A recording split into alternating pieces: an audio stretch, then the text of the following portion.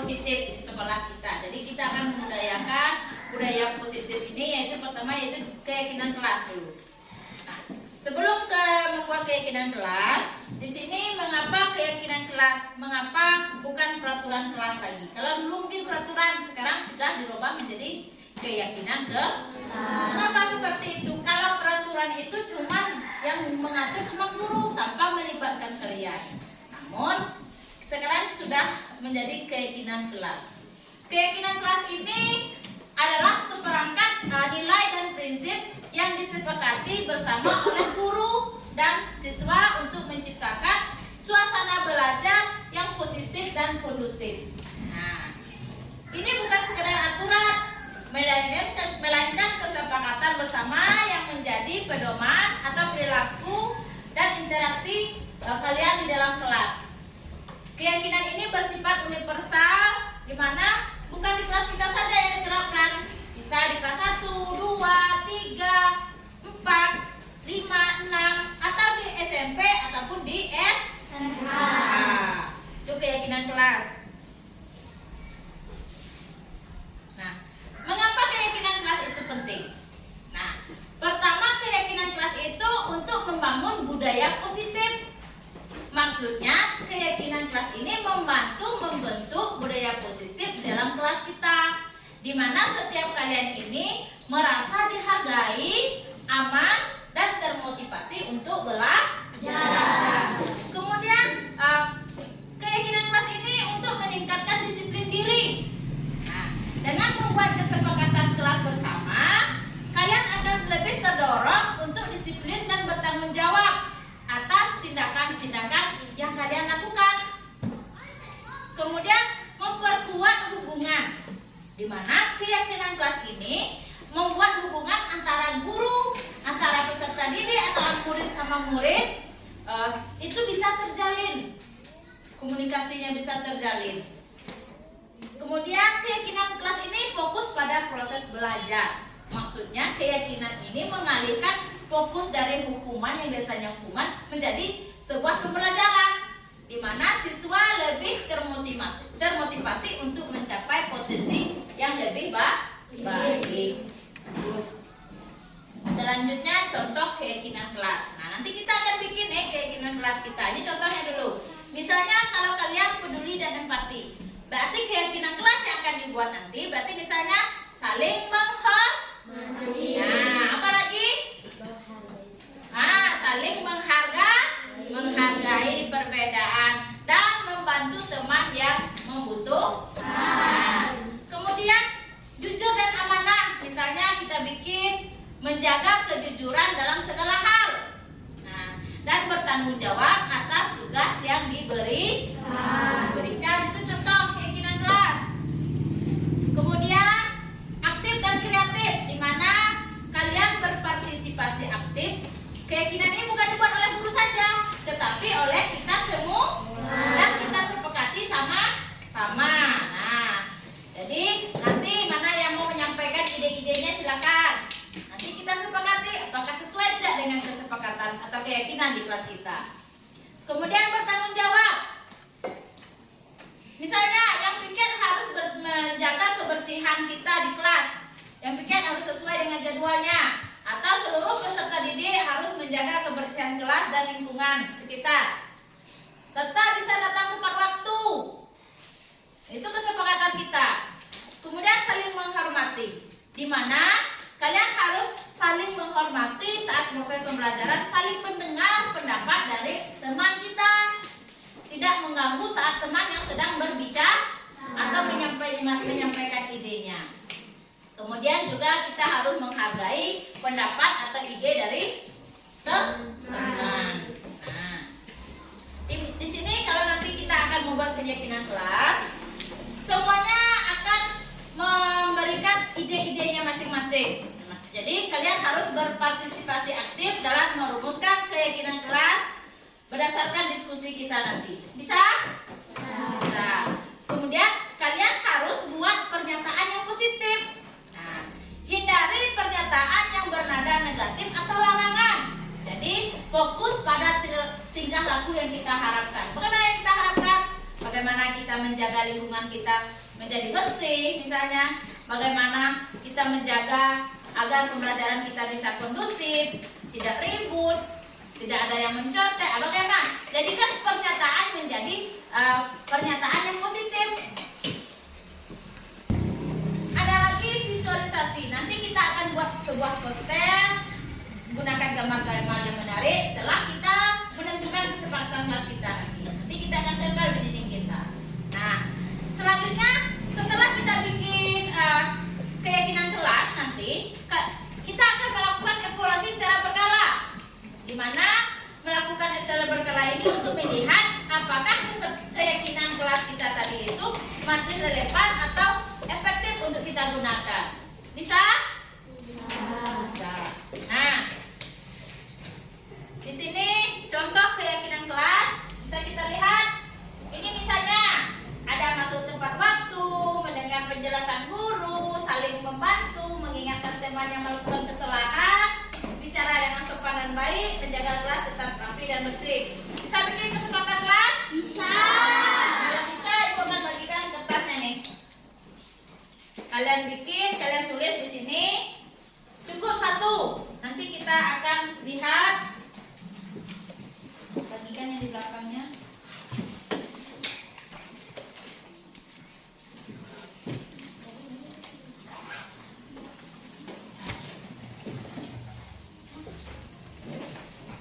Bagikan yang di belakangnya. Nah, kalian tulis di sini cukup 1. Kira-kira apa ya kesepakatan kelas kita?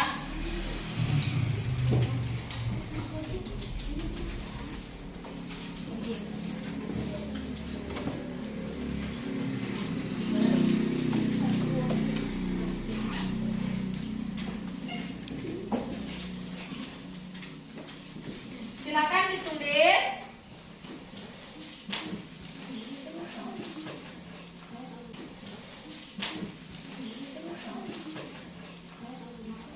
Cukup kan? Nah. Silakan ditulis.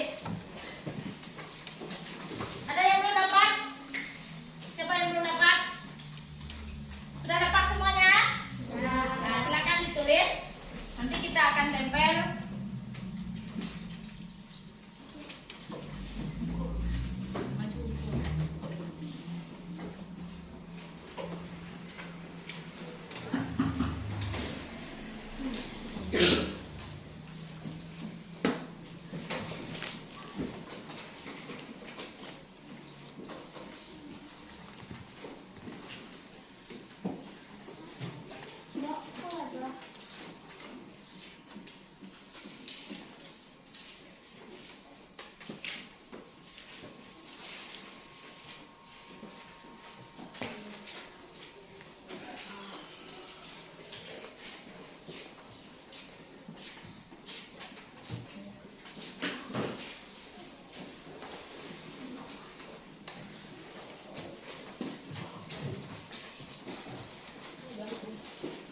Sudah? Sudah, Bu. Kalau sudah, silakan tempelkan di dinding kita nih. Nah, untuk sementara kita tempel di sini dulu. Nanti kita bikin posternya. Nanti kita tempel sini dulu. Silakan yang sudah, silakan. Ya, secara bergantian ya. Silakan tempel. Silakan tempel. Ya.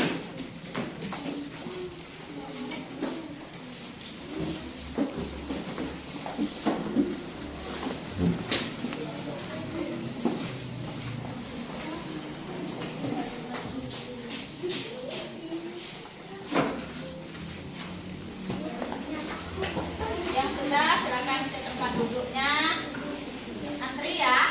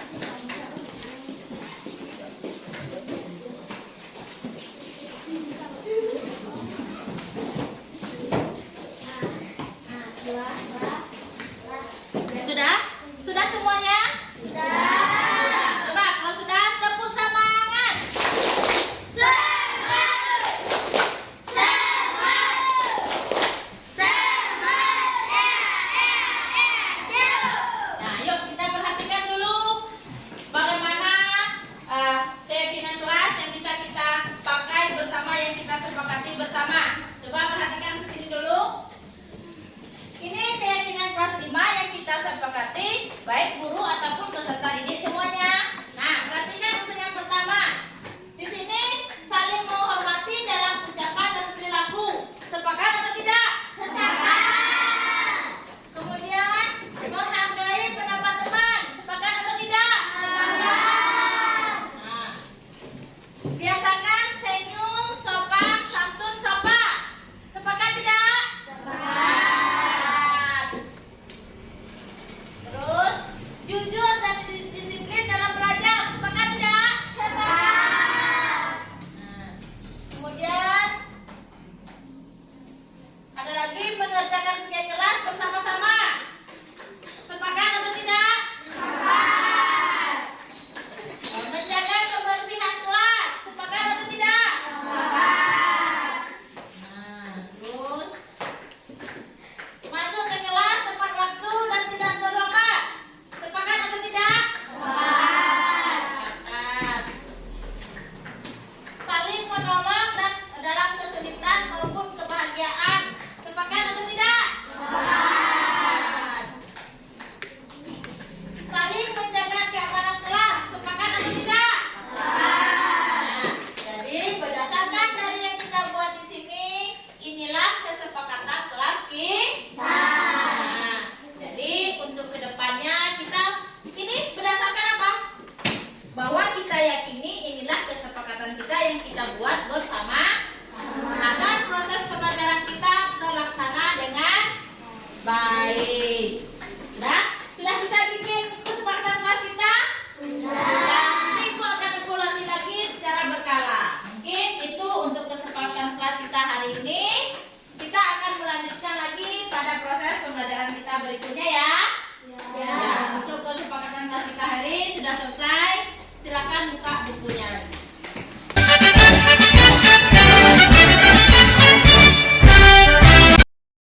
Assalamualaikum warahmatullahi wabarakatuh. Waalaikumsalam warahmatullahi wabarakatuh.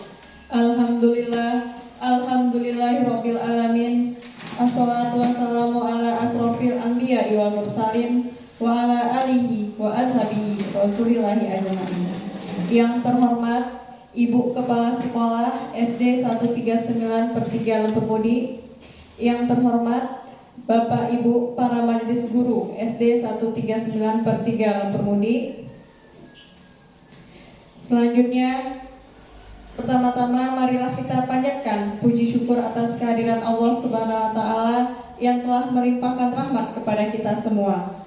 Selanjutnya, sholawat beriringan dengan salam tak luput pula kita curahkan kepada Nabi Muhammad SAW yang telah membawa kita dari zaman kegelapan menuju zaman yang terang benderang yang sama-sama kita rasakan pada saat sekarang ini. Baiklah, untuk mempersingkat waktu, adapun susunan acara. 1. Pembukaan yang sedang berlangsung. 2. Pembacaan doa yang dipimpin oleh Ibu Yeti Winawarna, SPD. Kepada Ibu kami persilakan. Allahumma shalli ala sayyidina Rasulillah ajma'in. Alhamdulillahirabbil alamin. Hamdan yuwafi ni'mahu wa yukafi mazidah. Ya Rabbana lakal hamdu kama yanbaghi li jalalika karimi wa azimin sultani. Allahumma shalli ala sayyidina Muhammad. Allahumma shalli ala sayyidina Maulana Muhammad. Allahumma shalli ala sayyidina Muhammadin salatan tunjina biha min jami'il ahwali wal afat wa taqdilana biha min jami'il hajat wa tutahhiruna biha min jami'il syai'at wa tarfa'una biha indaka ahla derajat sana wa fil akhirati hasanah wa qina azabannar. Subhanallah subhana rabbika rabbil izzati amma yasifun wa salamun alal mursalin walhamdulillahi rabbil alamin. Kata sambutan dan arahan dari Ibu Kepala Sekolah kepada yang terhormat Ibu Nia dan Niati SPD MPD, disilakan. Bismillahirrahmanirrahim. Assalamualaikum warahmatullahi wabarakatuh. Waalaikumsalam warahmatullahi wabarakatuh. sekali saya selaku pimpinan di sini mengucapkan banyak terima kasih karena teman-teman majelis guru masih bertahan sampai siang ya untuk mengikuti acara kita pada pada siang hari ini, yaitu acara kombel ya Bu Citra, acara kombel sekolah 139 Lampur Mudik bersama Ibu Citra Dewi. Nanti sekaligus juga kita pemaparan sedikit laporan PMO sekolah kita untuk bulan Agustus 2024 dengan periodenya sampai Juni 2025. Nanti mudah-mudahan kita semua bisa mengambil hikmah, mengambil pelajaran dan juga mengambil ilmu pengetahuan yang disampaikan oleh rekan kita Ibu Citra Dewi nanti di dalam kombel pembelajaran di sekolah kita ini, agar terjaga kekompakan kita dan juga apa-apa yang kita laksanakan di sekolah kita ini berjalan dengan baik hendaknya, dan juga saling mendukung kegiatan satu dengan kegiatan yang lainnya. Tidak lupa juga Ibu juga sangat berterima kasih kepada Ibu Citra Dewi yang juga selaku calon guru penggerak angkatan 11 yang sudah berkenan membuatkan acara ini sehingga kombel kita bisa aktif kembali, hendaknya aktif ya, apapun kegiatan-kegiatan kita di sekolah atau permasalahan-permasalahan kita yang kita hadapi atau menjadi kendala di dalam sekolah kita ini bisa kita selesaikan secara bersama-sama di sekolah kita ini. Adapun Ibu selaku pimpinan, tidak ada pun semuanya bisa berjalan dengan lancar. Ya, kemarin Ibu Citra Dewi meminta izin bahwa hari ini akan dilaksanakan kombel. Kebetulan Ibu juga sudah menyusun jadwal untuk kita duduk pertemuan di bulan Agustus ini ya. Karena kita di bulan Agustus ini sudah keluar jadwal untuk PMO tahap ketiga angkatan ini dia ya. Kita lihat semua. Nah nih ya, sudah Ibu masukkan, tinggal kita melengkapi laporan dan membuat dokumentasinya dulu dan untuk itu, tetapi ini belum ya, belum final. Kita tunggu dulu nanti Bapak fasilitator kita datang membersamai kita di sini agar apa-apa yang kita laporkan ini ada manfaatnya, tidak sempurna, tidak 100% manfaatnya, tetapi berbekas. Sama dengan kemarin ya kan, PMN kita jalan, SKP kita alhamdulillah semuanya selesai, kemudian SKP RHK untuk lanjutan untuk tahap kedua ini sudah jalan, kemudian sertifikat PMN kita sudah ada. Jadi alhamdulillah sudah ada kombel kita terbentuk ya. Kemudian kita melaksanakan, walaupun tidak terlalu aktif kita melaksanakan, tetapi kombel kita jalan, tidak stop seperti itu. Jadi itulah makna dari PMO sekolah ya. Dan kembali lagi Ibu katakan bahwa pelaksana sekolah penggerak kita ini sudah di tahun ketiga. Alhamdulillah fondasi sekolah penggerak kita ini sudah semakin kuat ya, guru komite kita aktif, kemudian CGP kita pun aktif ya. Mungkin hanya itu yang dapat Ibu sampaikan pada saat ini ya. Kita tunggu lagi kegiatan-kegiatan kita berikutnya. Jadi Ibu tutup dengan billahi taufiq wal hidayah. Wassalamualaikum warahmatullahi wabarakatuh. Terima kasih kami ucapkan kepada Ibu Kepala Sekolah atas sambutan dan arahannya kepada kita semua. Semoga apa yang disampaikan tadi dapat bermanfaat untuk kita semua. Selanjutnya, pemaparan materi penyebaran pemahaman budaya positif yang akan disampaikan oleh Ibu Citra Dewi SPD. Kepada Ibu Citra Dewi kami persilakan.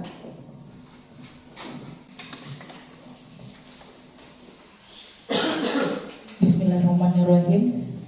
Assalamualaikum warahmatullahi wabarakatuh.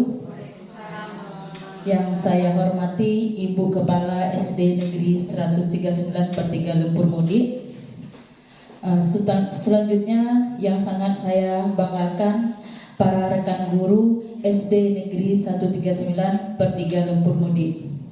Saya mengucapkan banyak-banyak terima kasih karena telah meluang atau berkenan untuk kita berkumpul pada siang hari ini. Walaupun suasana kita mungkin sudah siang, jadi agak tegang, ya Bapak Ibu. Jadi di sini saya akan memberikan penyebaran pemahaman dan penerapan pengalaman budaya positif. Nah, di sini merupakan suatu tugas saya sebagai seorang guru penggerak dari angkatan 11. Nah, sepertinya kita sudah banyak yang kurang fokus untuk sebagai pesemangat kita pada hari ini. Coba semuanya semangat. Kalau saya sebutkan SD 139 Lumpur Mudi, nanti rekan-rekan menjawab luar biasa. Wow, bisa? Nah, semuanya SD 139 Lumpur Mudi. Luar biasa. Wow.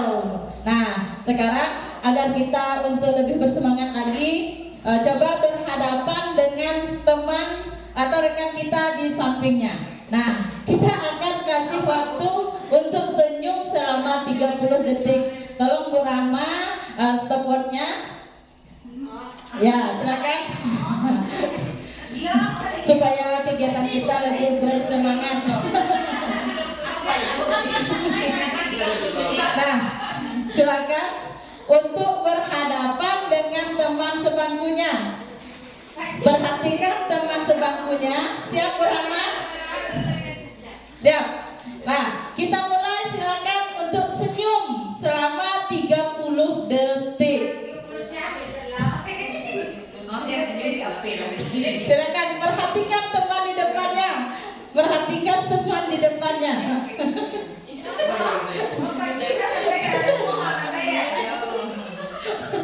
Biar kegiatan kita lebih bersemangat lagi. Bagaimana waktunya Bu Rahma? 13 detik lagi. Silakan untuk senyum biar kita tidak ngantuk, mengingat keadaan kita ini sudah siang ya Bapak Ibu.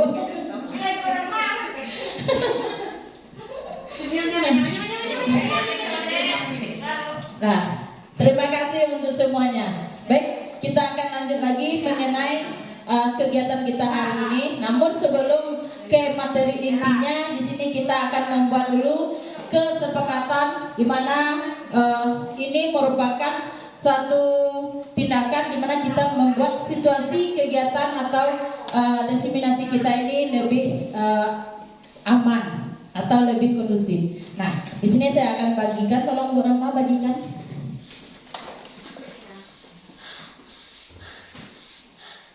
Nah, di sini Bapak Ibu silakan bikin kira-kira apa ya kesepakatan kita untuk kegiatan kita pada siang hari ini.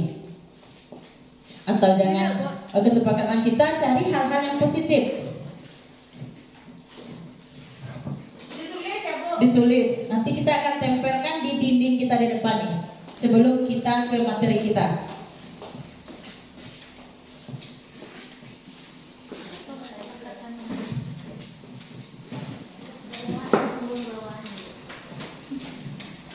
Silakan.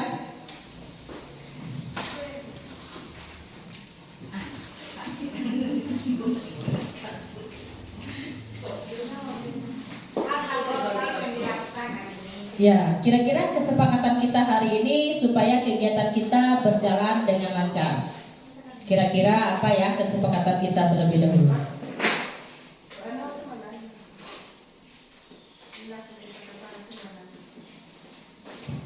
Pernah bikin kesepakatan kelas? Nah, hampir seperti itu Bapak Ibu. Ya, saat diskusi kita saat ini kira-kira apa ya kesepakatan kita pada siang hari ini?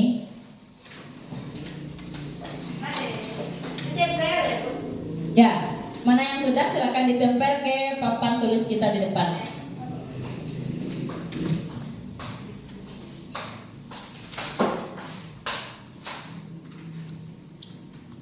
Nah, silakan laksanakan. Mana yang sudah, silakan ditempel ke papan tulis kita.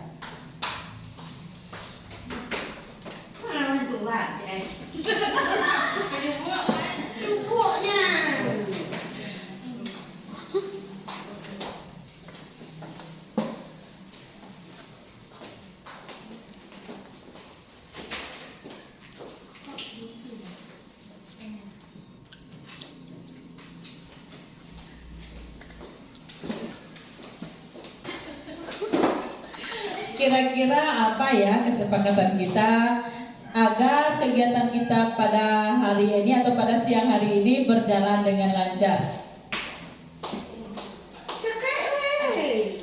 Cukup satu orang satu.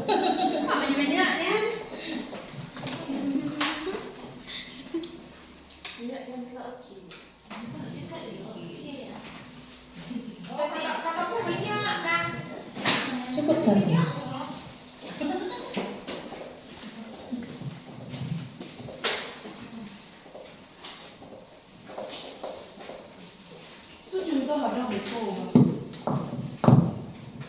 Nah, itu contoh apa? Ini salah satu contoh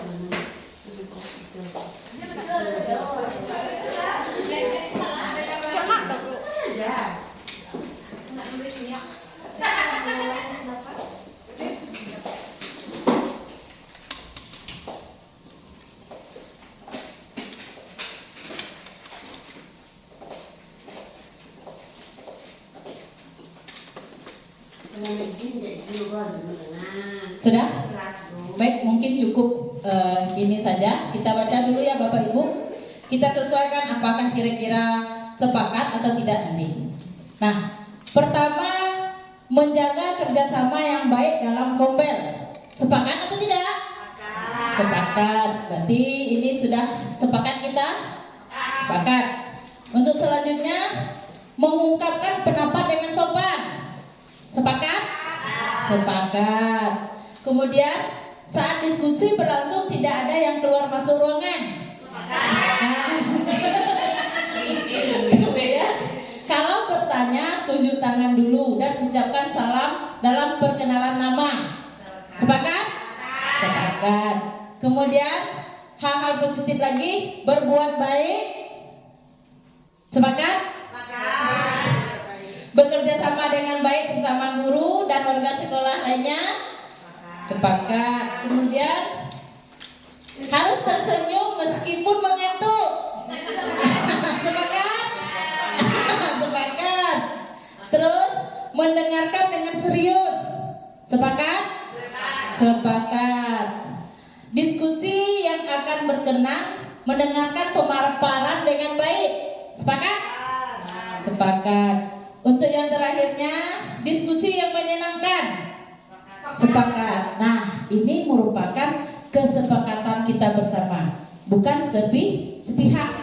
Nah, jadi untuk kegiatan kita untuk siang hari ini sudah bisa kita laksanakan berdasarkan kesepakatan yang sudah kita buat tadi. Nah, selanjutnya, budaya positif. Di sini mungkin kita apalagi kita di SD Penggerak, khususnya angkatan 2, mungkin budaya positif ini pernah kita dengar. Kira-kira Bapak Ibu siapa ya yang bisa menyebutkan apa yang dimaksud dengan budaya positif? Silakan Bu. Kebiasaan. Budaya sama dengan kebiasaan. Assalamualaikum warahmatullahi wabarakatuh. Nama saya Perang Tati SPD, wali kelas 6. Biasanya yang kita dengar dalam kehidupan sehari ya, budaya positif. Budaya itu berarti kebiasaan yang baik-baik, yang bagus, yang bukan yang negatif, yang kita lakukan dalam kehidupan sehari-hari. Cuma itu Bu, mungkin ada tambahan dari teman-teman yang lainnya. Terima kasih. Atau ada yang menurut Pendapat yang lainnya? Ada? Jadi kalau budaya positif ini memang sangat kita butuhkan untuk diterapkan di sekolah kita. Bukan di sekolah, di seluruh sekolah. Nah, mungkin untuk lebih memperjelaskan lagi di mana budaya positif ini merupakan fondasi untuk kesukses kita bersama.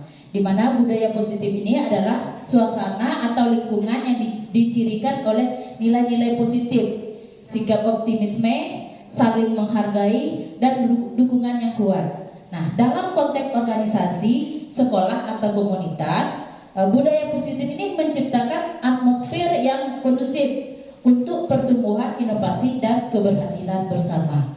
Salah satunya yang kita lakukan sekarang itu sudah merupakan suatu budaya positif di mana kita sudah saling menghormati atau mendukung dengan kuat. Itu merupakan salah satu budaya positif yang sudah kita terapkan. Baik Bapak Ibu,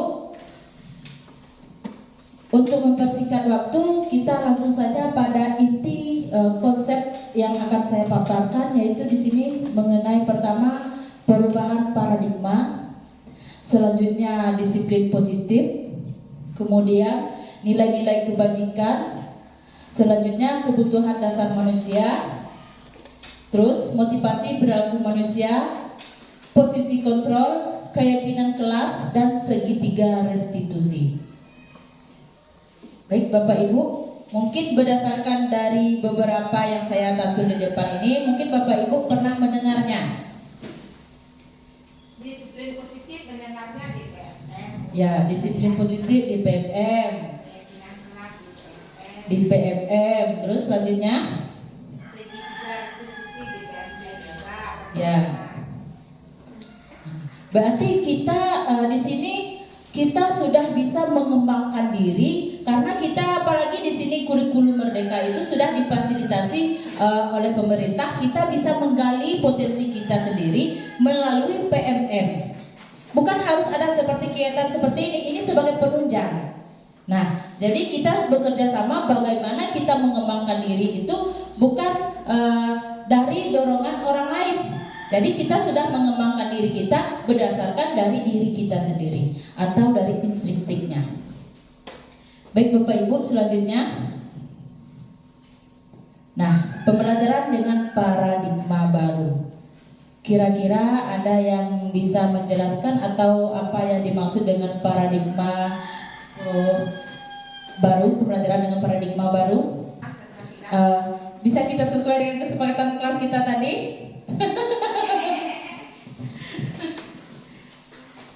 Assalamualaikum warahmatullahi wabarakatuh. Waalaikumsalam warahmatullahi wabarakatuh.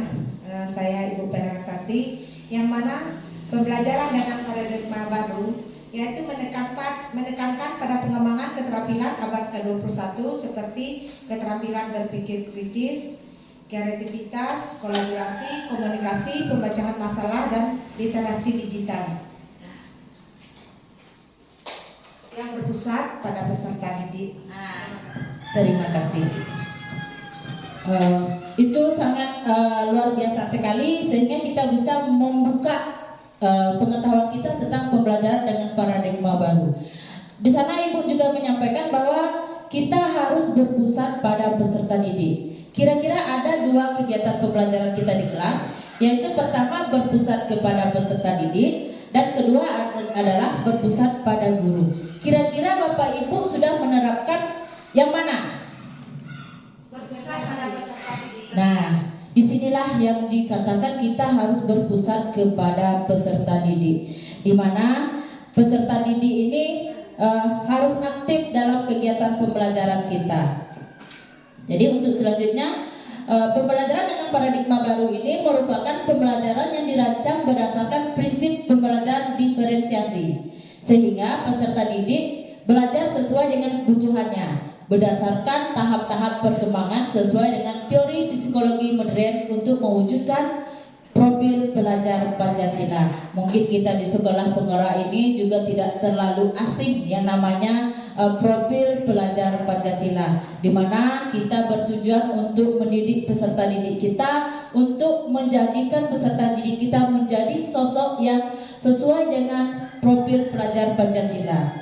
Kira-kira apa saja ya poin-poin yang ada di profil pelajar Pancasila dan apa yang akan kita terapkan ke peserta didik kita?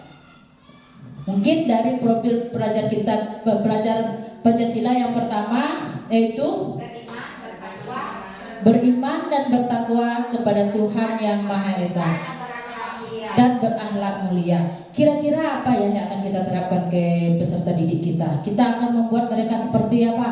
Setidaknya mempunyai akhlak yang mulia. Bagus, setidaknya mempunyai akhlak yang mulia. Selanjutnya ada yang lainnya? Tata krama dalam belajar. Tata krama dalam belajar. Hebat. Ada lagi? Di mana mereka bisa saling menghargai, menghormati.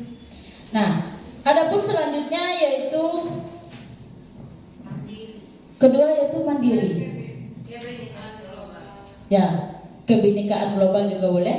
Kira-kira kebinekaan global, bagaimana kita wujudkan peserta didik kita menurut profil pelajar Pancasila di mana berkebinekaan global?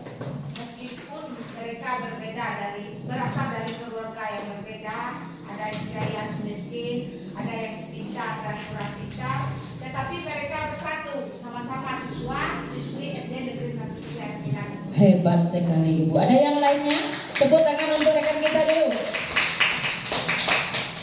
Ada lagi? Selanjutnya yaitu bergotong royong. Kira-kira apa yang kita lakukan untuk peserta didik kita menuju ke arah ke profil pelajar Pancasila? Kebersamaan, kerjasama. Karena gotong royong itu tidak selalu membersihkan. Nah, bisa jadi di proses pembelajarannya peserta didik kita bekerja sama atau berkolaborasi menyelesaikan permasalahan-permasalahan yang ada di kelas. Nah, mungkin itu untuk gotong royong. Kemudian kreatif. Kira-kira kreatif itu seperti apa ya? Bagaimana caranya supaya peserta didik bisa menghasilkan ide-ide baru atau Ya, dimana kita menumbuhkan ide-ide baru kepada peserta didik kita, dimana seorang pelajar profil pelajar Pancasila itu memiliki kreatif, dia mempunyai ide-ide baru untuk mengembangkan pengetahuannya. Nah, kemudian bernalar kritis. Kira-kira ada yang tahu tentang bernalar kritis? mempunyai pemikiran yang luas. Bisa. Misalnya kalau kita siswa sekolah dalam hal pembelajaran, Ya, itu salah satunya di mana siswa itu bisa bernalar kritis dengan misalnya kita dalam pembelajaran dengan menampilkan video kita tampilkan, peserta didik itu tahu. Nah, bisa menentukan atau apa yang ada dalam sebuah cerita atau apa yang ada dalam sebuah video tersebut, sebuah gambar juga boleh. amanat yang mereka ambil. Ya. Terus terakhir yaitu mandiri, di mana kita akan membentuk peserta didik kita ke arah mandiri. Mungkin ada yang bisa? Mandiri itu bagaimana? Kita akan membentuk peserta didik kita ini mandiri. Tidak ketergantungan dengan orang lain. Nah, peserta didik kita ini tidak ketergantungan dengan yang lainnya. Berarti mereka bisa berdiri sendiri tanpa harus ada orang lain yang sebagai pemicunya. Nah, nanti kita akan masuk pada di mana motivasi pada dirinya, sehingga dia bisa dengan sendirinya untuk melakukan hal sesuatu yang baik sesuai yang kita arahkan. Baik, di sini kita akan lanjut. Di sini kita miskonsepsi tentang teori kontrol. Nah, jadi Bapak Ibu menganggap bahwa seorang guru ini berhak atau tidak berhak mengontrol siswa kita, tapi pada kenyataannya sebenarnya siswa kita itu tidak bisa dikontrol. Nah, ini salah satu ilustrasinya mungkin di kegiatan kita di sekolah.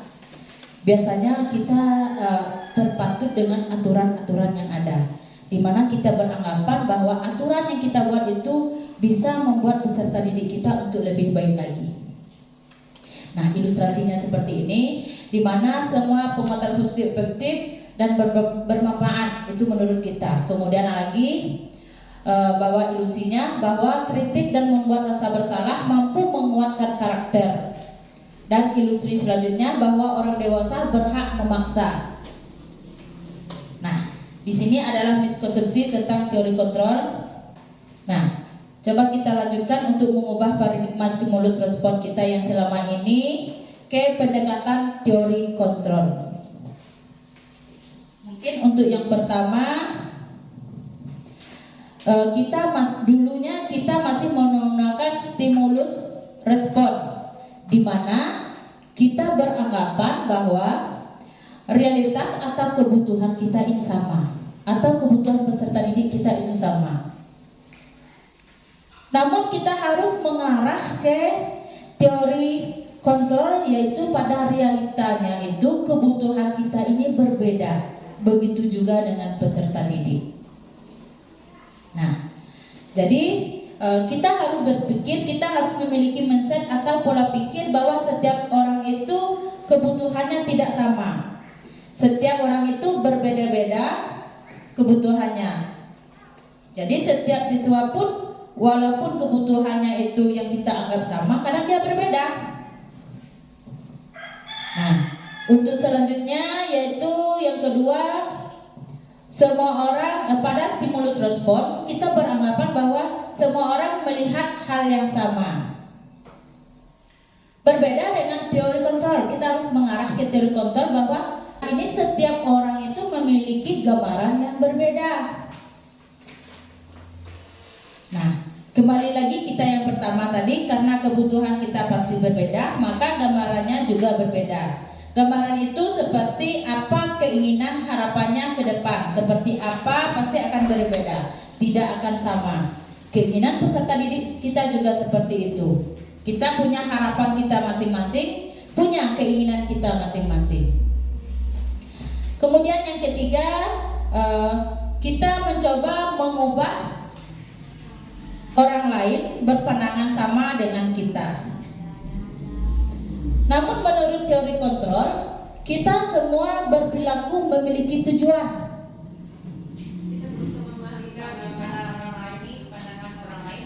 Ya, berarti semua perilaku yang nomor 3. Kita berusaha memahami pandangan orang lain tentang dunia. Jadi setiap kita ini pasti berbeda pandangan kita, tidak sama. Begitu juga dengan peserta didik kita. Jadi kita mengubahnya ke teori kontrol semuanya. Kemudian kita lanjutkan lagi. Keempat, yaitu perilaku buruk dilihat sebagai suatu kesalahan. Yang biasanya peserta didik kita lakukan, perilaku buruk itu selalu kita lihat sebagai suatu kesalahan mereka. Namun kita harus ke teori kontrolnya, yaitu semua perilaku mereka itu memiliki tujuan sebenarnya. Nah, jadi kita tidak selalu memvonis anak itu, oh ini dia melakukan kesalahan. Nah, kemudian ada lagi di mana stimulus respon, orang lain ini bisa kita kontrol. Ya, orang lain bisa mengontrol saya. Namun yang sebenarnya itu teori kontrol itu hanya diri kita yang bisa mengontrol diri kita, tidak tergantung ke orang lain. Begitu juga dengan peserta didik kita, bagaimana kita menanamkan bahwa mereka bisa mengontrol keadaan yang ada pada dirinya. Kemudian kita lanjut lagi,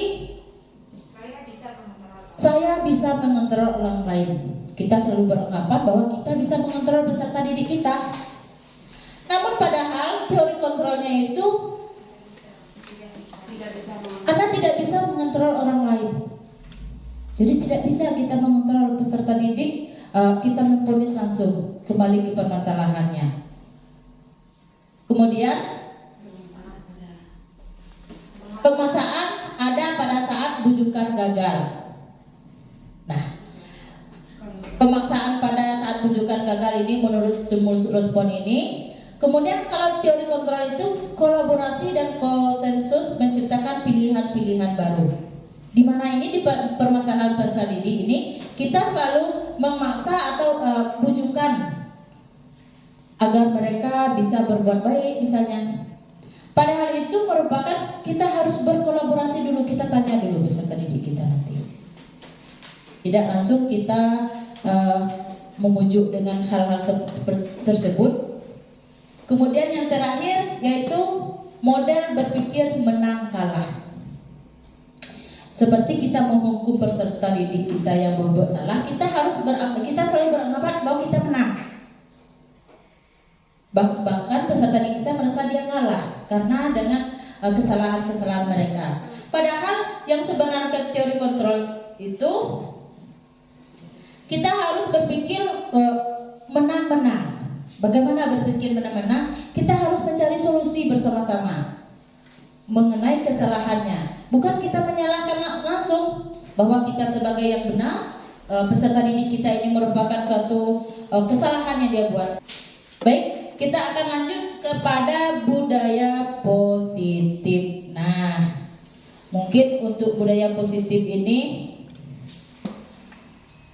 Bapak Ibu sering mendengarnya mengenai disiplin positif.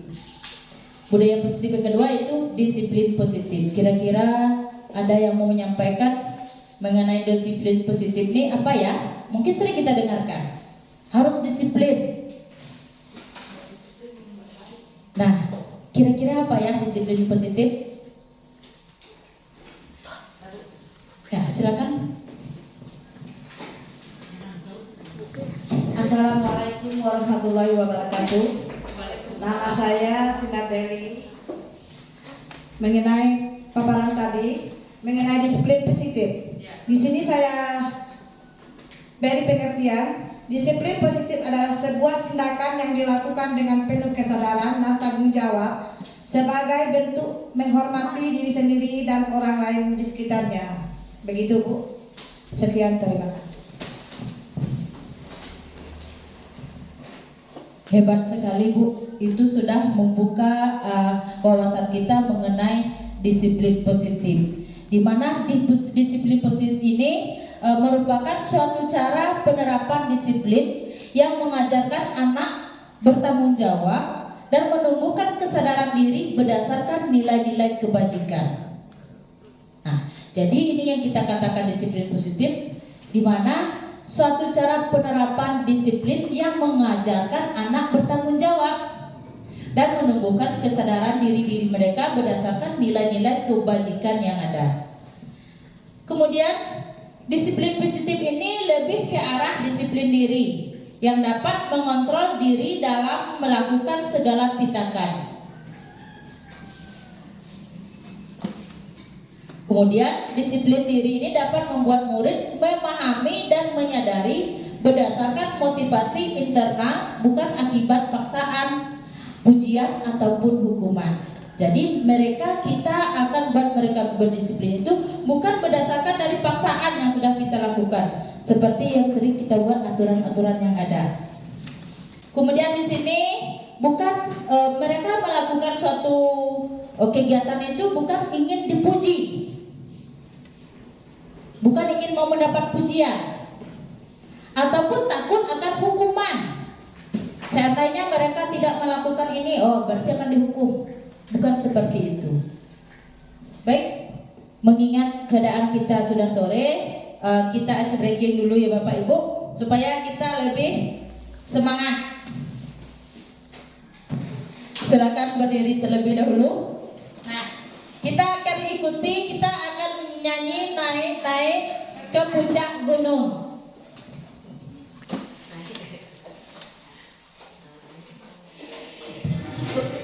Yuk kita nyanyi sama-sama. Gunung tinggi sekali,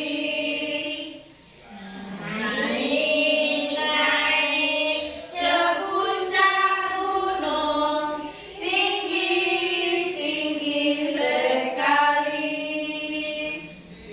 Kiri kanan kulihat saja banyak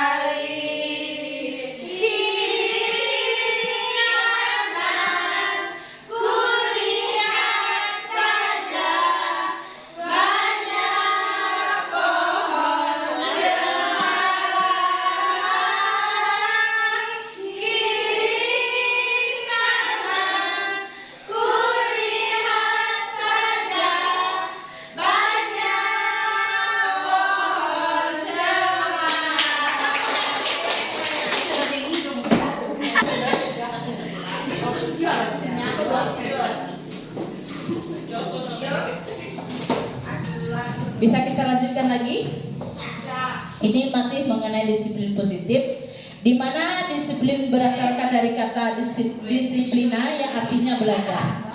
Disiplin ini mengacu pada disiplin diri yang mewakili tanggung jawab terhadap apa yang dilakukan berdasarkan nilai-nilai yang diyakini. Kemudian disiplin positif ini merupakan salah satu cara penerapan disiplin yang bertujuan untuk menumbuhkan kesadaran dan serta memperdayakan peserta didik tanpa imbalan, penghargaan, ancaman atau hukuman. Jadi ditegaskan di sini disiplin itu peserta didik tanpa imbalan, penghargaan, ancaman ataupun hukuman. Nah, sebagai pendidik tujuan kita adalah menciptakan peserta didik yang memiliki disiplin diri sehingga mereka berperilaku mengacu kepada nilai-nilai kebajikan universal dan memiliki motivasi intrinsik dalam perubahan perilaku ke arah yang lebih baik. Jadi itu kita ditekankan sekali bahwa disiplin itu tanpa imbalan, penghargaan, ancaman dan hukuman. Selanjutnya kita akan masuk ke nilai-nilai kebajikan. Di sini yaitu nilai-nilai kebajikan. Kira-kira Bapak Ibu pernah dengar dengan nilai-nilai kebajikan kita ini?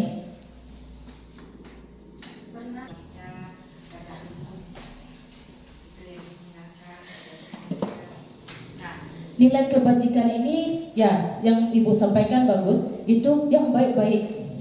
Ya, bagaimana peserta didik kita ini bisa bertanggung jawab, bisa mengemban tugasnya, bisa mandiri sesuai dengan nilai kebajikan yang ada di profil pelajar Pancasila tadi. Nah, salah satunya itu peserta didik kita apa? Beriman. Ya. Yang kedua, nah, yang ketiga, gotong royong. Yang keempat, mandiri. Yang kelima, bernalar kritis. Itu merupakan nilai-nilai kebajikan. Nah, adapun di sini nilai-nilai kebajikan ini nilai yang disepakati bersama lepas dari suku, bangsa dan agama. Di sini ada contoh nilai kebajikan yang kita sebutkan tadi, yaitu di mana di profil Pancasila yang kita sebut beriman dan bertawakal pada Tuhan Yang Maha Esa dan berakhlak mulia, mandiri, belajar kritis, bernalar kritis, berkebinekaan global, bergotong royong dan kreatif. Itu yang kita tuju, di mana kita akan membentuk peserta didik kita berdasarkan nilai kebajikan-kebajikan yang ada, terutama nilai kebajikan yang ada pada profil pelajar Pancasila. Adapun nilai kebajikan menurut IBO atau Primasi Year Program (PYP), di mana seorang peserta didik kita harus bertoleransi, rasa hormat, integritas, mandiri, menghargai, antusias, empati, keingintahuan, kreativitas, kerjasama, percaya diri, dan memiliki komitmen. Nah, jadi itu yang kita tanamkan pada peserta didik kita. Kemudian lagi ada nilai kebajikan berdasarkan keterampilan hidup atau life skill, di mana nilai kebajikan ini dapat dipercaya, lurus hati, pendengar yang aktif, tidak merendahkan orang lain, kemudian memberikan yang terbaik dari diri sendiri. Nah, itu adalah nilai-nilai kebajikan yang harus kita terapkan dari diri kita, yang akan kita terapkan lagi ke peserta didik kita dan seluruh warga sekolah yang ada di sekolah kita. Baik Bapak Ibu, selanjutnya kita akan membahas tentang kebutuhan dasar manusia. Yang keempat, kira-kira apa ya kebutuhan dasar kita sebagai seorang manusia? Makan, ya itu salah satu kebutuhan. Pakaian, tempat tinggal, kesejahteraan, kenyamanan, kasih sayang, itu merupakan kebutuhan kita. Cinta, dan kasih sayang. Iya, itu sangat kita butuhkan. Tanpa rasa-rasa seperti itu, tanpa kita penuhi kebutuhan hidup kita itu, nanti akan terjadi kesenjangan. Ya, jadi kita sangat butuh hal-hal seperti itu. Nah, kebutuhan dasar manusia ini merupakan segala sesuatu yang kita lakukan untuk mendapatkan apa yang kita inginkan. Seluruh tindakan yang kita lakukan memiliki tujuan tertentu, dan semua usaha terbaik yang kita lakukan adalah dalam rangka agar kebutuhan dasar kita terpenuhi dengan baik. Jika seorang murid melakukan sesuatu perbuatan yang bertentangan dengan nilai-nilai kebajikan atau melanggar peraturan, hal itu sebenarnya dilakukan dikarenakan mereka gagal memenuhi kebutuhan dasar mereka. Jadi ini 5 kebutuhan dasar manusia. Yang pertama itu yaitu bertahan hidup. Ya makan, minum. Nah, kemudian ada lagi yang disampaikan tadi, yaitu kasih sayang dan rasa diterima. Nah, bagaimana kasih sayang dan rasa diterima? Misalnya kita sedang melakukan kegiatan di kelas, kita bikin kelompok. Kadang ada salah satu temannya yang merasa minder. Tidak mau sekelompok katanya. Jadi sudah kebutuhannya ini sudah mulai berkurang. Karena apa? Mereka merasa tidak diterima oleh temannya. Nah, lalu ada lagi penguasaan. Bagaimana penguasaan ini? Contoh penguasaan ini seperti peserta didik yang selalu menguasai. Saya mau ke depan Bu, saya bisa mengerjakan ini. Yang selalu dominan. Silakan, siapa yang bisa? Jadi mereka merasa terpuaskan dengan kebutuhan mereka yang dia mampu untuk menyampaikan pendapatnya di depan. Telah kita penuhi, itu merasakan kebutuhannya sudah terpenuhi. Itu penguasaan. Kemudian kebebasan. Mungkin peserta didik kita ini menyangkut GPO di kelas kita, di mana menurut Ibu Kem tadi kita akan melakukan pembelajaran yang bervariasi, beragam. Di mana peserta didik kita ini kadang dia butuh kebebasan. Yang kategori kebebasannya bagaimana? Mereka kadang tidak selalu nulis terus. Coba sekali-sekali Bu kita jalan-jalan sambil belajar, bernyanyi, tertawa. Jika terpenuhi kebutuhan mereka itu, di mana mereka diberi kebebasan, maka motivasi yang ada dalam dirinya akan tumbuh dengan sendirinya, karena kebutuhan mereka terpenuhi. Kemudian lagi ada kesenangan. Nah, ini yang sangat kita butuhkan, di mana kita butuhkan kebahagiaan, kesenangan. Nah, di sini nampak di sini untuk bertahan hidup, kebutuhan yang pertama kita butuh makan, pakaian, tempat tinggal, dan keamanan kesehatan kita. Itu yang sangat kita butuhkan. Kemudian untuk kebutuhan yang kedua yaitu kasih sayang dan rasa diterima. Di mana rasa diterima, dipedulikan, berbagi, bekerja sama, menjadi bagian dari kelompok, yang seperti ilustrasi kita ceritakan tadi. Selanjutnya penguasaan, di mana harga diri, keinginan untuk dianggap, kemudian memimpin, berprestasi, diakui dan didengar. Seperti yang saya lakukan di sini, mungkin suatu penguasaan bukan berarti saya menguasai hal seperti ini, tapi saya merasa dihargai oleh Bapak Ibu. Jadi kebutuhan saya terpenuhi. Kemudian kebebasan, di mana peserta didik ini kita beri mereka untuk mandiri, bisa mandiri, memiliki pilihan, mencoba hal baru, mampu mengendalikan arah dirinya. Dan yang terakhir yaitu kesenangan, beriman, humor, antusias, tertawa. Nah, itulah kebutuhan dasar manusia. Mungkin ada yang mau ditanyakan atau ada yang mau disampaikan?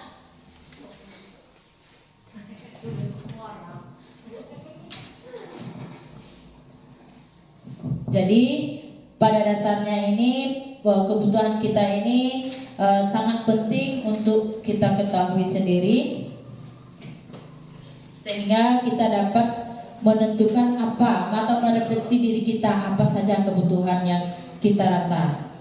Seperti diri kita juga seperti itu. Oh, kita belum bisa menggunakan IT, berarti itu salah satu kebutuhan yang tidak terpenuhi. Nah, jadi apa? Kita sebagai seorang guru harus tahu apa kebutuhan kita. Nah, berarti kita harus belajar bagaimana kita memenuhi kebutuhan kita yang tadinya tidak bisa menggunakan IT, bisa kita berkolaborasi dengan teman kita sehingga kita juga bisa mampu walaupun belum sepasih dari teman-teman kita, tapi kita sudah bisa memenuhi kebutuhan kita. Apalagi kita di sekolah penggerak ini pada umumnya kita rapor pendidikan kita atau rapor di kelas kita itu sudah menggunakan media komputer semuanya, tidak ada lagi yang manual. Jadi besar harapan kita semuanya kita saling berbagi, saling berkolaborasi untuk memenuhi kebutuhan kita semuanya. Baik Bapak Ibu, selanjutnya kita masuk pada motivasi perilaku manusia.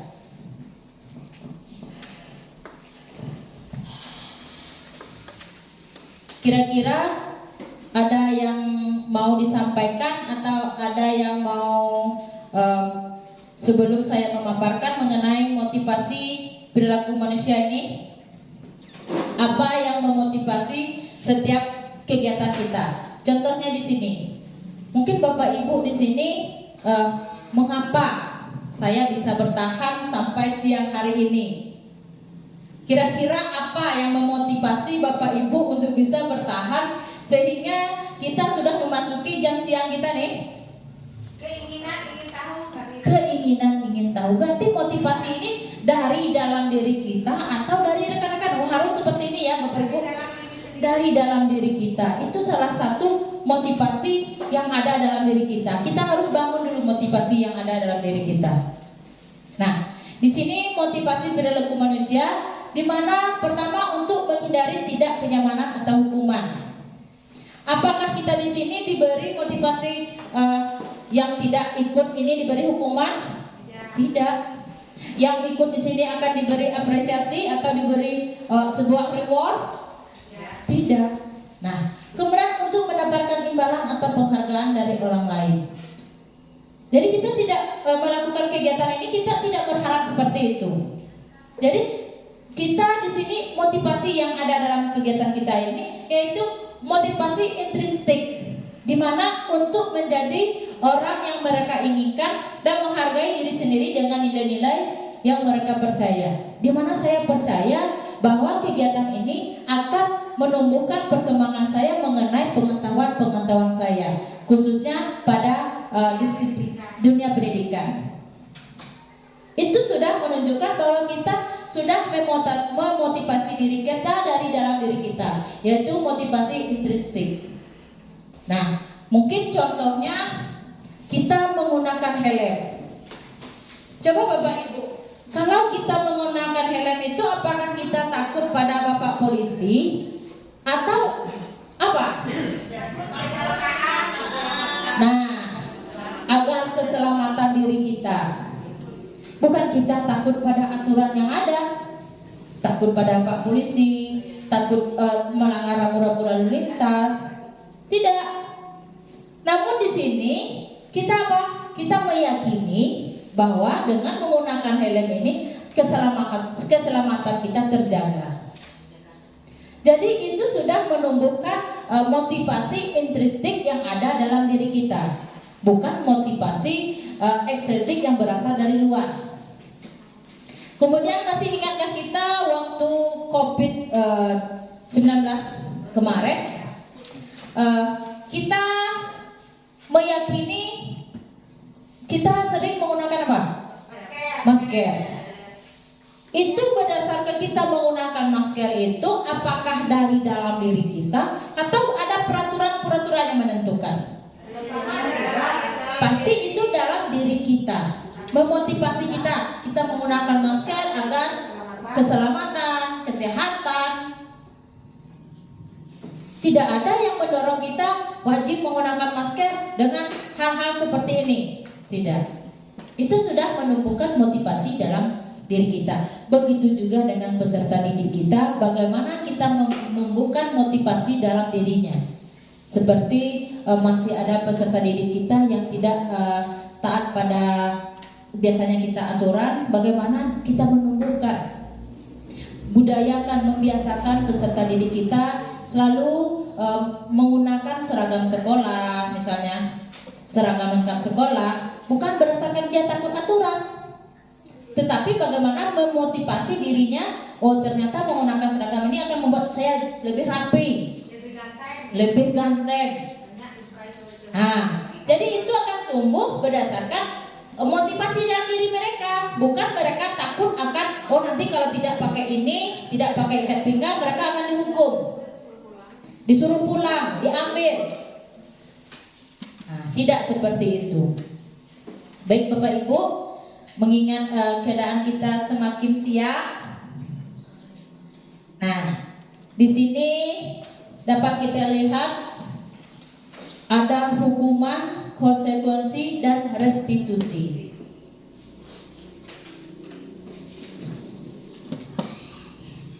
Berkaitan dengan motivasi perilaku manusia, ada istilah ini hukuman, konsekuensi, restitusi.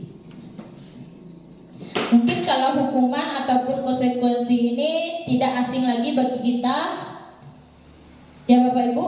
Mungkin restitusi juga pernah Ibu lihat di PMM atau sudah Ibu baca dan sudah Ibu lakukan kegiatan atau aksi nyatanya. Ada yang sudah kira-kira untuk restitusinya ini? Belum. Jadi saya juga untuk restitusi ini juga baru bagi saya selama saya mengikuti kegiatan guru penggerak. Nah, biasanya kita cuma tahu hukuman dan konsekuensi. Di mana hukuman ini tidak terencana tiba-tiba. Contoh, kadang siswa kita terlambat ke sekolah, kita langsung memanggilnya. Nah, langsung kita, silakan, kalau terlambat silakan pilih sampah. Itu sudah tidak terencana, tiba-tiba, langsung. Nah, itu termasuk hukuman. Kemudian murid tidak tahu apa yang akan terjadi jika dilibatkan, jika tidak ada atau tidak dilibatkan. Di mana murid ini datang, dia tahu dihukum ini, cuma dia tahu apa ya kira-kira hukumannya. Dia tidak tahu. Misalnya dia ribut waktu berbaris, waktu upacara, kita langsung, nanti kamu berdiri di belakang. Itu merupakan hukuman. Jadi kemudian ini bersifat satu arah, cuma berpihak pada satu orang, yaitu sebagai guru, berpihak pada saja, sedangkan peserta didiknya tidak tahu. Kemudian ada lagi berupa hukuman fisik atau psikis. Nah, mungkin kita di sini alhamdulillah di sekolah kita tidak ada lagi hukuman berupa fisik, karena di sini kita punya aturan-aturannya.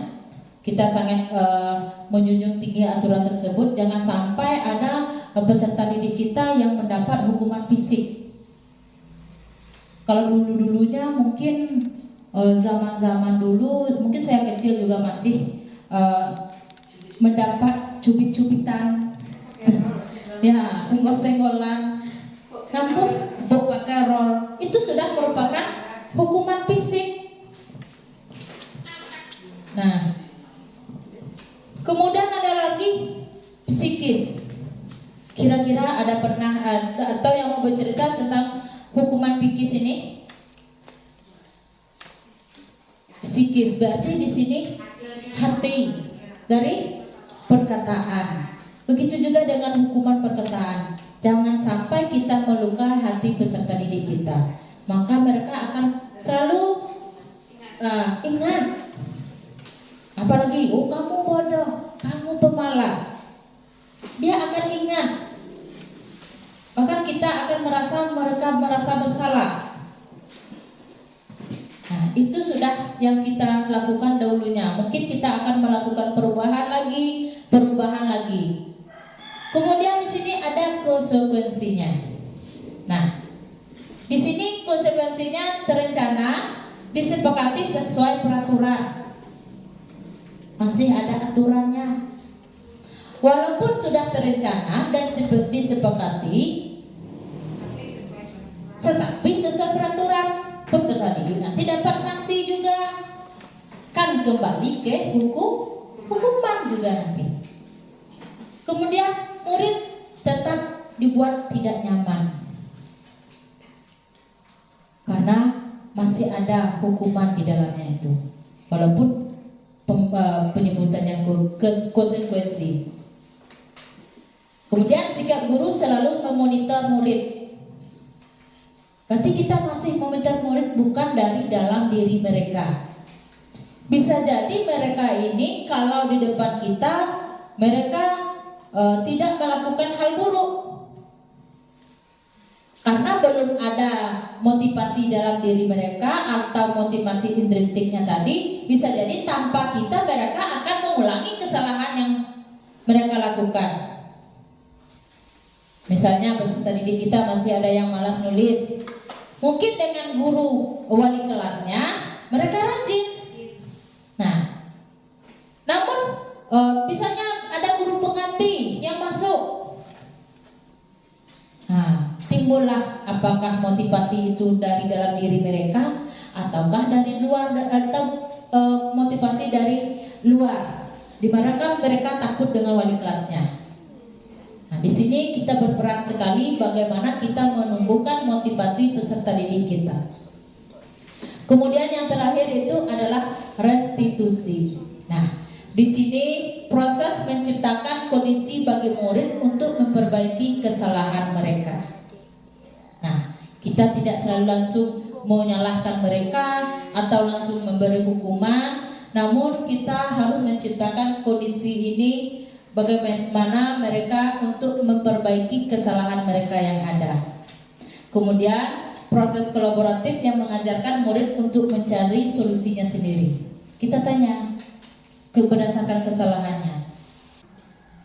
Nah, di sini kita akan masuk kepada budaya positif 5 posisi kontrol.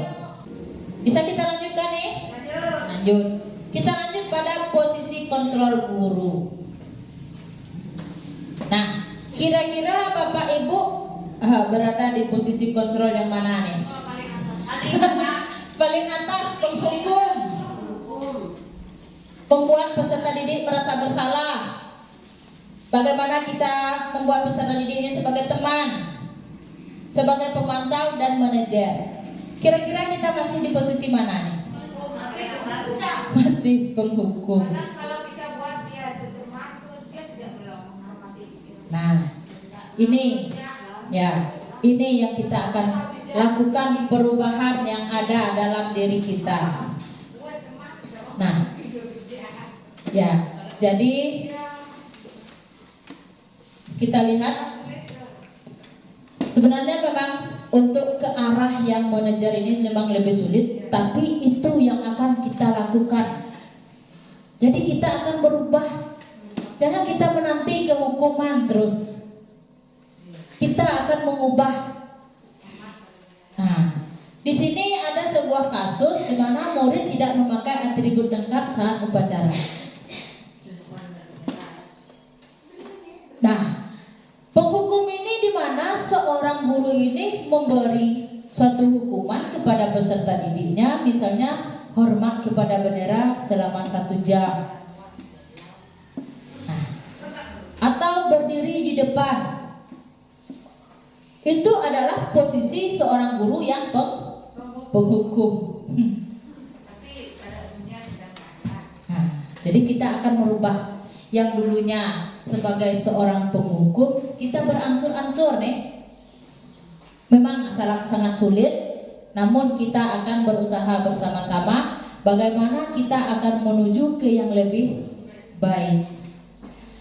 Ada lagi, yaitu seorang guru yang membuat merasa bersalah. Mungkin gurunya ini akan menyampaikan ke peserta didiknya, berapa kali ibu bapak harus memberitahu kamu selalu saja mengecewakan bapak ibu.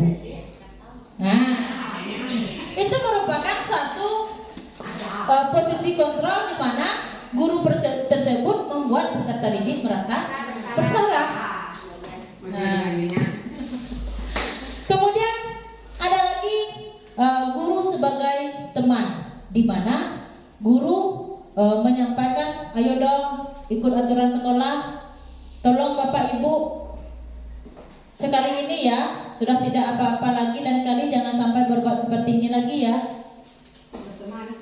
Berarti itu salah satu ungkapan bagaimana kita mengajak mereka sebagai teman.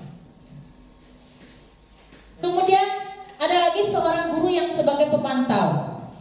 Nah, di mana seorang guru tersebut bersikap, kamu sudah melanggar peraturan sekolah, kamu tahu konsekuensinya. Setelah upacara kamu beli atributnya dan jangan diulangi lagi ya. Apakah gurunya memberi hukuman? Hah?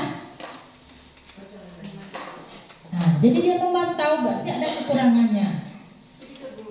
Nah, selanjutnya seorang manajer. Nah, ini sebenarnya guru yang kita inginkan, yaitu kita sebagai seorang manajer, di mana kita memanggil peserta didiknya, kita menanyakan, apakah kamu tahu kesalahanmu?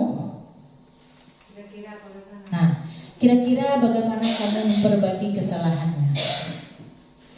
Nah, ada lagi di sini kita perhatikan posisi kontrol, apakah aku di sini kira-kira. Nah, kita perhatikan dulu. Kalau seorang penghukum, identitas gagal atau kontrol dari luar, menghindari hukuman, yaitu guru berbuat menghardik, menunjukkan, menyakiti, menyindir peserta didik. Itu merupakan penghukum. Misalnya guru berkata, kalau kamu tidak melakukannya, awas ya, rasakan. Itu merupakan salah satu tindakan hukuman. Awas. Nah, lalu hasilnya apa? Memberontak, menyalahkan orang lain, dan berbohong. Nah, peserta didik kita kalau dia tahu dia kesalahan, kalau kita akan menghukum dia kadang memberontak, menyalahkan. Oh saya tidak bu, iya ibu. Dia membela diri, walaupun dia berbohong. Nah, kaitan dengan dunia berkualitas, di mana murid meletakkan guru di luar dunia berkualitas. Nah, murid berkata, biarkan saja, nanti juga marah-marah lagi. Nah, itu yang kita dapat dari guru peserta didik kita. Kita lah payah-payah marah, namun jawabannya dalam hati dia apa? Nanti ibu tuh marah-marah juga. Nah, nanti baik juga dia. Jadi dampak pada murid apa? Mereka akan mengulangi lagi kesalahan yang mereka lakukan. Nah, mungkin itu karena mereka apa? Karena mereka dihukum. Apa ada dalam diri mereka, ada dalam perubahan, ada dalam diri mereka. Kemudian ada lagi pembuat rasa bersalah. Misalnya guru berceramah dan mengatakan, seharusnya kamu ini. Nah, ibu kecewa dengan kamu.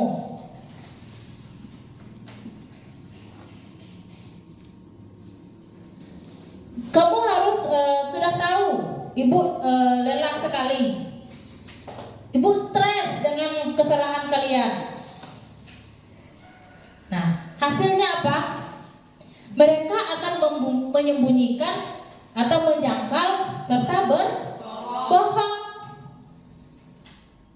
Nah, lalu misalnya murid hanya berkata, maafkan saya bu, hanya sekedar maaf.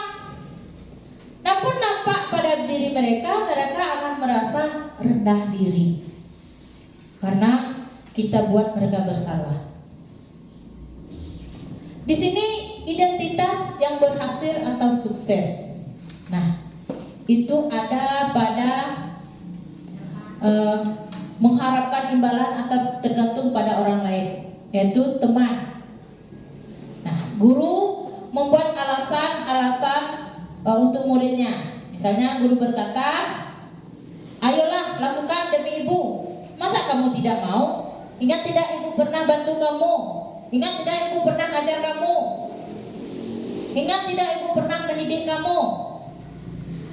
Jadi hasilnya apa? Ketergantungan. Jadi murid meletakkan guru ini sebagai orang yang sangat penting di dunia. Nah, lalu murid ini cuma berkata, saya pikir bapak ibu teman saya ternyata begitu. Kita bikin dia seperti teman, namun kita tetap bentak-bentak ia. Jadi apa hasil yang didapat oleh peserta didik atau dampaknya? Lemah, tidak berdiri, merasa tergantung. Kemudian ada lagi pemantau, di mana pemantau ini menghitung atau mengukur. Nah, guru berkata di sini misalnya, apa peraturan yang sudah kita lakukan di kelas kita? Apa keyakinan yang ada di kelas kita? Jadi hasilnya apa? Peserta didik ini akan menyesuaikan diri bila diawasi. Contohnya di kelas. Kalau kita ada di kelas, dia bantu. Namun kita tampak di luar, dia akan ribut atau mengganggu temannya. Nanti dia ingin selalu dipantau. Jadi murid meletakkan guru ini pada peraturan dan hukum di dunia. Nah, misalnya murid berkata, berapa banyak bintang yang saya peroleh? Berapa halaman yang harus saya tulis, Bu? Jadi dia ingin dipantau terus. Bukan ada dalam diri mereka. Seharusnya mereka bisa mengerjakan sendiri. Saya akan mengerjakan ini tanpa ada harus dipantau, paksaan dari guru. Nah, dampak pada murid apa? Menitik beratkan pada sanksi atau hadiah untuk dirinya. Nah, mereka berharap apa? Nanti gurunya akan kasih reward, kasih hadiah. Nah, ini selanjutnya identitas berhasil atau sukses atau kontrol diri, di mana peserta didik kita akan menghargai diri sendiri. Kita juga seperti itu. Kita sebagai seorang manajer mengajukan pertanyaan-pertanyaan. Bagaimana pertanyaannya? Yaitu apa yang kita yakini, apa yang bisa kau bekerjakan untuk memperbaiki masalah ini. Misalnya peserta didik kita melakukan permasalahan tadi. Untuk murid mungkin berkata, bagaimana caranya saya bisa memperbaiki keadaan saya nih, Bu. Di mana peserta didik ini dapat mengevaluasi dirinya, melihat keadaannya tadi, melihat keadaan orang tuanya yang tidak mampu. Nah, lalu bagaimana cara memperbaikinya agar dia tetap bisa sekolah dan bisa berseragam seperti temannya tadi. Mungkin itu untuk posisi kontrol kita, di mana posisi kontrol institusi ini di antara kelima posisi kontrol ini sebaiknya seorang guru menggunakan posisi kontrol yang sebagai manajer. Tidak lagi kita berada pada penghukum. Posisi kontrol berikutnya itu sebagai manajer, guru dapat berbuat sesuatu bersama murid. Jadi ibu tadi bersama muridnya, bagaimana berkolaborasi memecahkan masalah. Jadi kemudian mempersilakan murid bertanggung jawab dan dapat mendukung murid agar dapat menemukan solusinya tadi berdasarkan permasalahan peserta didik ibu, khususnya di kelas 1 tadi. Walaupun mereka kelas 1 tetap kita diskusikan. Selain itu, posisi manajer mengacu pada restitusi yang dapat menjadikan murid sebagai manajer bagi dirinya juga, sehingga dapat tercipta identitas positif pada peserta didik murid. Jadi manajer ini bukan pada dalam diri kita sebagai seorang guru saja, Jadi juga kita terapkan pada peserta didik kita. Selanjutnya budaya keyakinan kelas. Kita lanjutkan pada keyakinan kelas dulu. Mengingat tinggal sedikit lagi materi kita. Kira-kira sudah bikin keyakinan kelasnya? Alhamdulillah. Nah, mengapa kira-kira keyakinan kelas? Mengapa bukan peraturan kelas? Karena kalau peraturan tuh dalam bentuk hukuman. Nah, karena peraturan dalam bentuk hukuman. Maka sekarang guru-guru merdeka dibuka kan? Ya, karena sekarang kita harus sama yang kita lakukan seperti tadi. Kita bikin kesepakatan di forum diseminasi kita ini berdasarkan sepihak saja atau bersama? Nah, begitu juga yang kita terapkan di kelas kita. Jadi sekarang kita bukan peraturan. Apakah kita bikin peraturan tadi? Tidak. Mengantuk. Pada apa peraturan kita? Nah, tetap tersenyum meskipun mengantuk.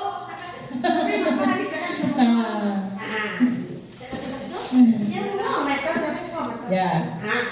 Di sini keyakinan sekolah atau kelas, guru berperan dalam mewujudkan terbentuknya keyakinan sekolah atau kelas dengan adanya kesepakatan antara guru dan murid. Begitu juga dengan kita tadi. Kita sepakat, bukan satu arah saja. Jadi seluruh warga sekolah kita memiliki kesepakatan berdasarkan diskusi kita tadi. Di mana pembentuk keyakinan kelas ini langkah-langkahnya yaitu keyakinan kelas bersifat lebih abstrak daripada peraturan. Jadi lebih rinci dan konkret. Kemudian keyakinan kelas berupa pertanyaan universal dengan nilai-nilai kebajikan. Tidak lagi harus ke hal yang negatif. Jangan keluar, jangan ribut. Kita harus arahkan ke hal yang positif. Kemudian keyakinan kelas hendaknya tidak terlalu banyak sehingga mudah diingat dan dipahami oleh semua warga kelas. Yang kita bikin banyak sekali sehingga peserta didik kita tidak tahu apalagi yang ditulisnya, apalagi di kelas 1. Sedikit saja. Setelah masuk tidak ada yang berada di luar kelas, tapi Jangan, kalau bisa keyakinan kelas itu hindari kata jangan atau jika.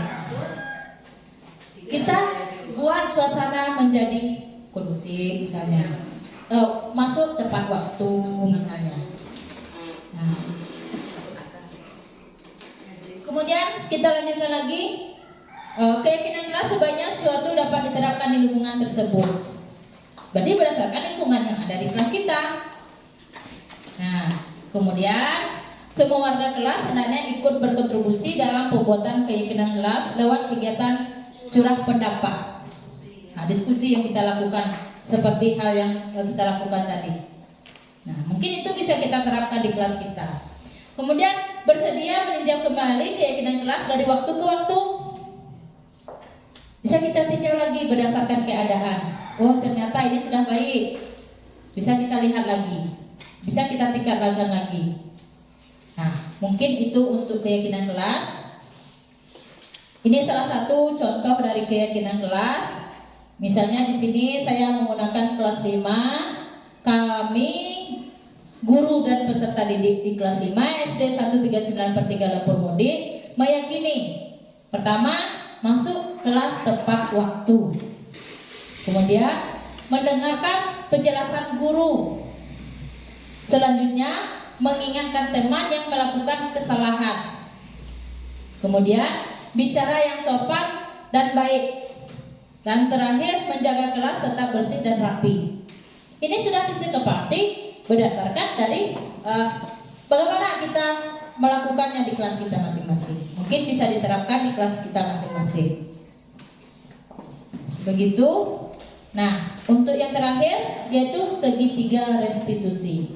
Kira-kira ada yang pernah dengar dengan segitiga restitusi ini?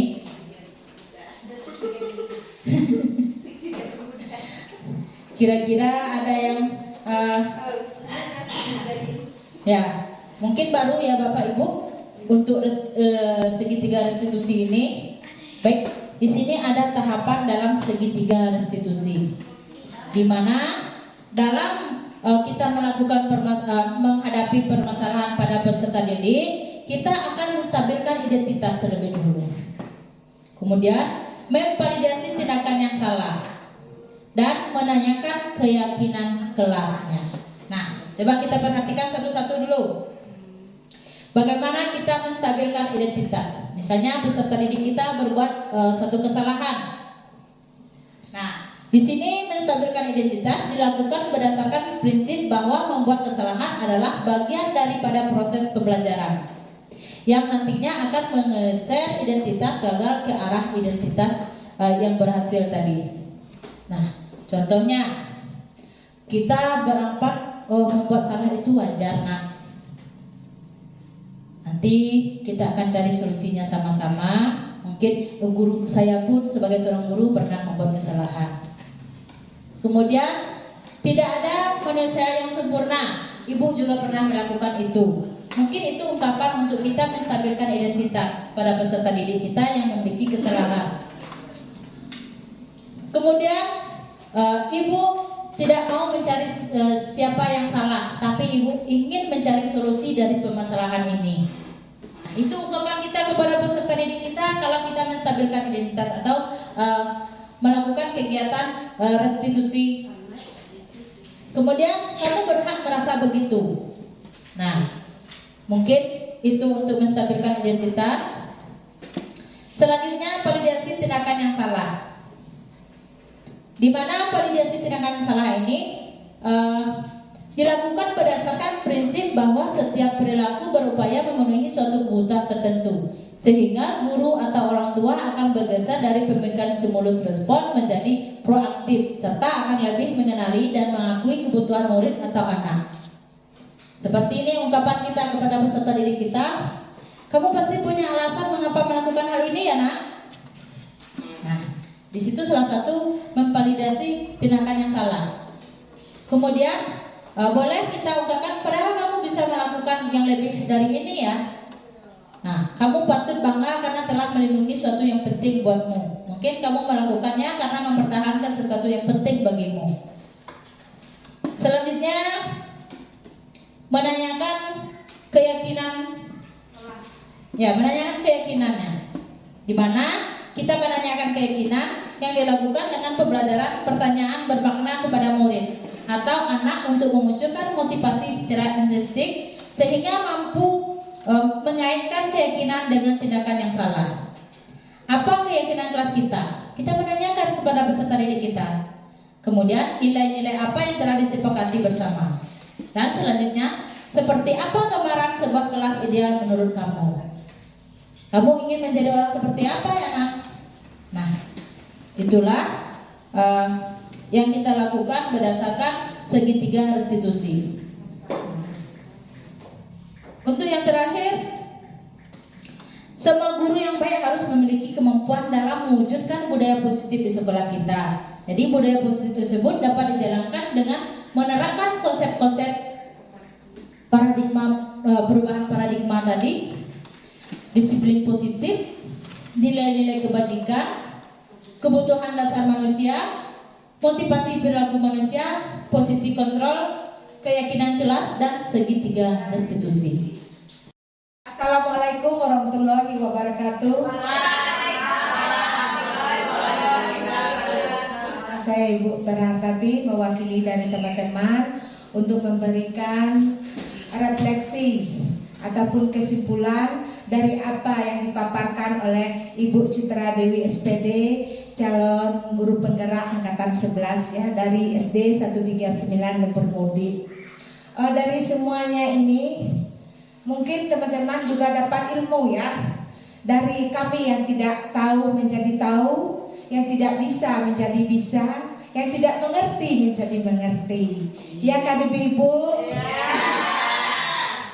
Perubahan paradigma yang kami dapatkan, biasanya kita cuma mengerti paradigma lama, sekarang sudah tahu apa itu paradigma baru yang berfokus kepada peserta didik dalam hal pembelajaran, Juga selanjutnya disiplin positif. Disiplin positif itu bukan saja dilakukan oleh murid, kita sebagai guru juga dapat melakukannya, di mana kita sebagai guru dituntut untuk tidak menghukum kepada murid, memberikan kesempatan kepada murid untuk mengeluarkan pendapatnya. Selanjutnya nilai-nilai kebajikan. Nilai-nilai kebajikan dapat kita terapkan juga pada diri kita guru maupun pada diri peserta didik kita, baik di lingkungan sekolah maupun di lingkungan masyarakat. Selanjutnya kebutuhan dasar manusia, yang mana kebutuhan dasar manusia inilah yang menunjang tadi terbentuknya disiplin positif, nilai-nilai kebajikan, motivasi perilaku manusia, posisi kontrol, keyakinan kelas, dan segitiga restitusi. Ya Pak Rizky, kalau tidak ada kebutuhan dasar dari kita manusia, yang lain itu tidak akan terwujud. Ya Ibu, Bapak-bapak. Ya, kebutuhan dasar manusia inilah yang sangat dibutuhkan oleh manusia agar terlahir manusia-manusia yang beriman, bertakwa kepada Tuhan Yang Maha Esa, berakhlak mulia, kreatif, bernalar kritis, mandiri, dan berkebinekaan global. Ya. Selanjutnya motivasi perilaku manusia. Motivasi perilaku manusia itu harus lahir dari manusia itu sendiri atau motivasi intrinsik. Jangan ada paksaan dari orang lain baru kita melakukan. Kalau seperti itu tidak akan berhasil. Apabila ada motivasi intrinsik dari dalam diri kita sendiri, sesuatu yang kita lakukan pasti akan berhasil dengan baik. Selanjutnya posisi kontrol. Kita sebagai guru kepada peserta didik jangan sebagai penghukum ya. Harus kita sebagai posisi kontrol. Manajer. Nah, sebaiknya lagi sebagai manajer. Murid pun bisa menjadi seorang manajer, bukan saja gurunya.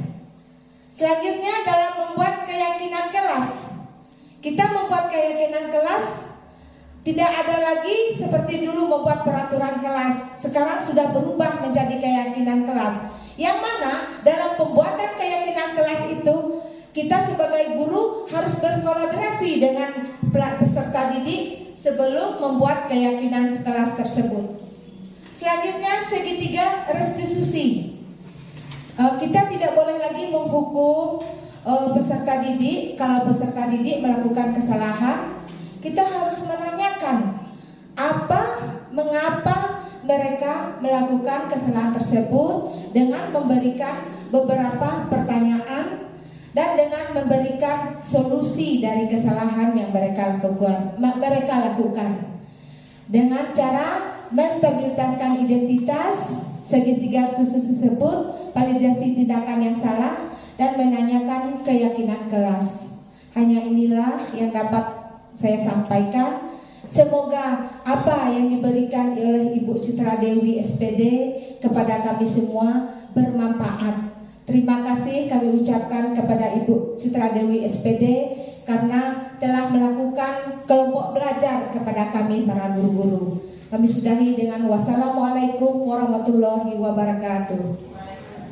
Terima kasih. Mungkin itu sebagai penutup kita pada hari ini. Mungkin ini yang dapat saya sampaikan. Saya sudahi dengan mengucap wassalamualaikum warahmatullahi wabarakatuh. Dengan berakhirnya pemaparan dengan tema penyebaran pemahaman budaya positif tadi, maka berakhir pula kegiatan komunitas belajar kita pada siang hari ini. Saya selaku moderator mengucapkan terima kasih banyak atas partisipasinya dalam acara kegiatan kita. Akhir kata saya ucapkan wassalamualaikum warahmatullahi wabarakatuh.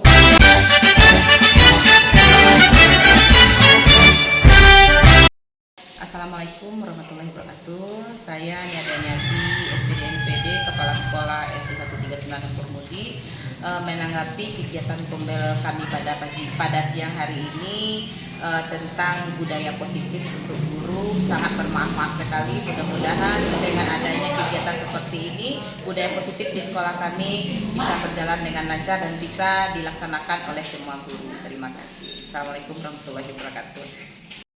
Assalamualaikum warahmatullahi wabarakatuh. Nama saya Sinar Deli sebagai guru kelas 1. Saya berterima kasih sekali kepada Ibu Citra Dewi yang telah memaparkan disiplin positif ini, sehingga mana yang belum saya bisa, saya sudah bisa, mana yang belum saya mengerti, sudah saya mengerti. Alhamdulillah akan saya terapkan di sekolah SD 139. Terima kasih banyak Ibu Citra Dewi. Assalamualaikum warahmatullahi wabarakatuh. Saya Ibu Karahartati, wali kelas 6, mengucapkan terima kasih yang sebesar-besarnya kepada Ibu Citra Dewi SPD, wali kelas 5 sebagai calon guru penggerak angkatan 11, yang mana dia telah memberikan banyak pelajaran pengetahuan kepada saya mengenai paradigma baru, disiplin positif, posisi kontrol, keyakinan kelas, dan ada lagi yang lainnya. Dari itu saya dapat pelajaran gimana caranya mendidik peserta didik untuk berkolaborasi dengan kita sebagai guru. Tidak lagi kita sebagai guru, tidak lagi sebagai penghukum. Sekarang sudah bisa menjadi manajer, juga termasuk murid juga sudah bisa menjadi manajer dalam hal meningkatkan pembelajaran, khususnya kurikulum Merdeka Belajar saat sekarang. Sekali lagi terima kasih Ibu Citra Dewi. Wassalamualaikum warahmatullahi wabarakatuh. Assalamualaikum warahmatullahi wabarakatuh. Perkenalkan, nama saya Diavani Alisa Sarah. Saya kelas 5 SD 139/3 Lumpur Mudi. Saya sangat senang sekali bisa melakukan diskusi bersama Ibu Citra dan teman-teman yang lain dalam membuat keyakinan kelas, karena bisa membentuk budaya positif di mana setiap murid merasa dihargai, aman, termotivasi untuk belajar. Wassalamualaikum warahmatullahi wabarakatuh.